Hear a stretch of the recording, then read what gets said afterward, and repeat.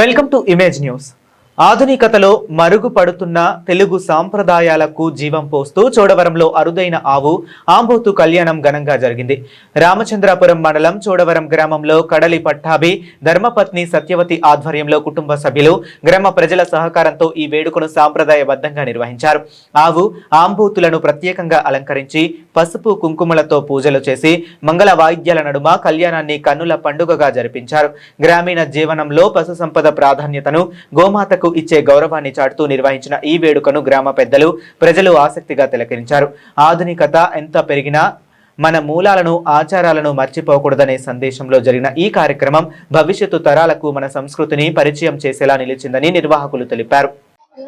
తూర్పుగోదావరి జిల్లా రామచంద్రపురం మండలం ఎల్లవాస్త అయిన పాపులు సిక్కల కాటయ్య గారు కమ్మయ్య గారు మహానుభావులు వాటర్ పీడ్ అండ్ 282 పుట్టపడిన టైంలో కాళ్ళు నడకను వెడిసి వెళ్ళి మన వెంకటేశ్వర స్వామి ఆలయంలోకి వెళ్ళి వారిద్దరూ కళ్ళతోడు చూసి నోటితోటి ఒక కవి చేసినటువంటి ఒక కథ ఇది. కలియుగానికి దైవం వెంకటేశ్వర స్వామి వారు అయితే ఈ కథనే 400 సంవత్సరాలు అయింది.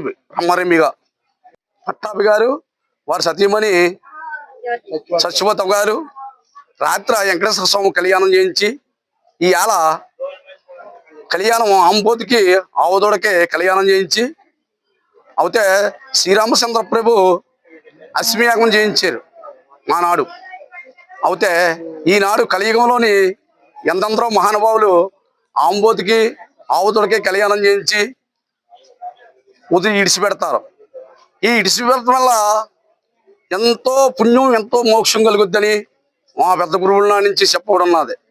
అయితే ఈ యొక్క కళ్యాణం చేయించాలంటే ఎంతో నోసు పుట్టుకోవాలమ్మా, అంతే ధనమన్నా చేయించలేం. అయితే భగవంతుడు ఒక కరుణ ఉంటేనే కానీ మనం ఈ కథ చేయించడం ఇటువంటి పనులు ఎంతో జయప్రదమైన పని. ఆయన చేసాడంటే ఆయనకే కాదు ఈ గ్రామానికి కూడా ఎంతో సలవైన పని ఇది. అయితే భగవంతుడు కళ్యాణం చేయించాలంటే నోసు పుట్టుకోవాలి. వారు చేయించారు. ఎలా ఆ వారసత్వ ప్రకారంగా ఆ భగవంతుడు పట్టాభి గారి మనసులో నీలమయ్యి ఈనాడు చేయించాడు ఆ కళ్యాణం. అంటే ఎంతో మోక్షం ఎంతో పుణ్యం కూడానే. అలాగే ఈ కథ ఎవరెవరు చేయించుకుంటారని కొందరికి వచ్చండి. ఒక అమ్మాయి పెళ్ళేవినా అబ్బాయి పెళ్ళేవినా లోగులు గిట్టినా బిగినీస్ పెట్టినా స్వామి పేరునామంగా ఏ కోరికైతే నెరవేరుతో తిరుమల తిరుపతి దేవస్థానానికి వెళ్ళి ఆ దేవుడు దర్శించి వచ్చి కూడా కథ చేయించుకుంటారు. అయితే ఈ కథ చేయించుకుంటాం పుణ్యమే కానీ పాపం కాదండి. చూడండి అమ్మ, కలిగి ఉన్నవారు 2 డబ్బాల నుండి చేయిస్తారో, అంతకన్నా తక్కువ వారు ఉంటే 1 డబ్బా చేయిస్తారో, అంతగా కావాలనుకుంటే 5 కేజీలు చెప్పి చేయించారో, 3 కేజీల వరకు భగవంతుడికి జ్యోతి ప్రీతి గల దేవుడు అలాగని ఈ కాగడ చేయించి కళ్యాణం చేయిస్తారండి. అయితే తిరుమల తిరుపతి దేవస్థానంలో మాడా ఈదిలో ఊరుతాడు భగవంతుడు. ఆ పక్కన ఈ పక్కనే కాగడాలు వెళ్తుంటాయి, మయానేమో దేవుడు వెళ్తుంటాడు.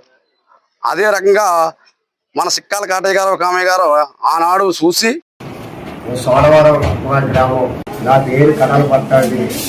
మా నాన్నగారు ఇది వరకే ఎద్దును వదిలారు పెళ్లి చేసి, అది అతగర రాలేదు. అది ఎక్కడ పోయిందో పోయింది లేదు, ప్రజలు దాన్ని ఏం చేశారో పోయింది లేదు.